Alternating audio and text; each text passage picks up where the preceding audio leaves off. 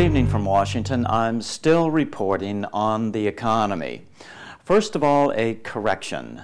Last week I aired a comment from a 1974 Robert Welch speech where he said America has been minding its own business for the last 140 years.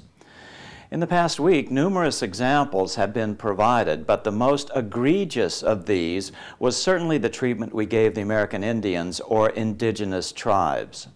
To our credit, America did provide reparations for our conquest in the form of land, some 55.7 million acres of it. We also recognize indigenous tribes as domestic dependent nations. This level of sovereignty has allowed them to establish gambling casinos that typically are in direct contradiction to state law that has allowed many of them to become wealthy. The ultimate justice may be the mineral and energy rights to these 55.7 million acres owned by the tribes. Now for the State of the Libertarian Nation, 2012. The good news is that the Libertarian Party is the third largest and fastest growing political party in the United States. We were the first party to get an electoral vote for a woman. We've achieved ballot access in all 50 states in 4 presidential cycles, 1980, 1992, 1996, and 2000. The bottom line is there is only one party with a serious chance to break the political party duopoly in the United States. Ron Paul ran on our ticket 24 years ago, but only got 0.5% of the vote nationally. But he's kept at it and now polled over 21% last week in Iowa. So now the national media is starting to pay more attention to what libertarian candidates are percolating up from the grassroots, and we have Dr. Paul's tenacity to thank for some of that. However, overall, the state of the LP is not good. Libertarians first entered the presidential contest in 1972. For the last 28 years, we have not scored over 0.5% of the presidential vote. And despite nominating an excellent candidate who is a high-profile Republican in 2008 to head our presidential ticket, still the vote percent was less than 0.5%. So how do we fix this? We've certainly got to do better. I maintain that we have to restructure what our core message is to have any chance of getting mass attention. In the movie business, it's called the parking lot pitch. You have to be able to pitch your message by yelling it across a parking lot to have any mass appeal. So how can we do that? What's the core message we should be building on? I believe the core message for the Libertarian Party going forward is to support decentralization of power at every level of governance.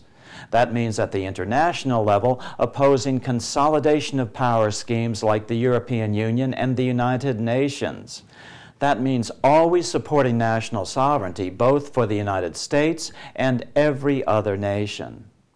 I believe the Founding Fathers of America recognized this as the separation of powers concept, which is the most important thread running through the United States Constitution. National sovereignty is the only thing that can prevent an ironclad world dictatorship from finally killing forever humankind's cherished dreams of freedom and liberty. In other words, to me, it doesn't matter how much you talk about getting government off your backs in the national sense if you allow a world government to kill off any chance of the average person having a say in how they are governed at the national level. Our message has to be cohesive, and it's not. So, at the international level, we must support national sovereignty.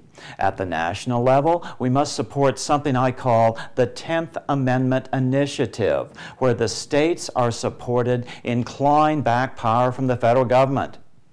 Likewise, at the state level, more self-governing power should be given to the counties. Decentralized power is what has made America free, sovereign but decentralized to the maximum extent practical. We can run on this decentralization of power issue. It fits in with other issues that the average American voter is concerned about, like reducing foreign entanglements that George Washington warned us about will enhance American prestige and therefore its sovereignty and security. Secure national borders. Fair trade, not free trade. An end to the drug war. An end to the TSA. An end to the Department of Homeland Security. Their powers can be returned to the FBI. An end to energy dependence through safe nuclear technology. And most importantly, an end to the private monopoly the largest commercial banks have over the issuance and control of America's money, and a return of that power back into the hands of we, the people, where it properly belongs. This is in complete accord with Article 1, Section 8 of the U.S. Constitution. The Congress shall have power to coin money and regulate the value thereof. Or, as Thomas Jefferson put it in a letter to John Wayne Epps, bank paper must be suppressed, and the circulating medium must be restored to the nation to whom it belongs.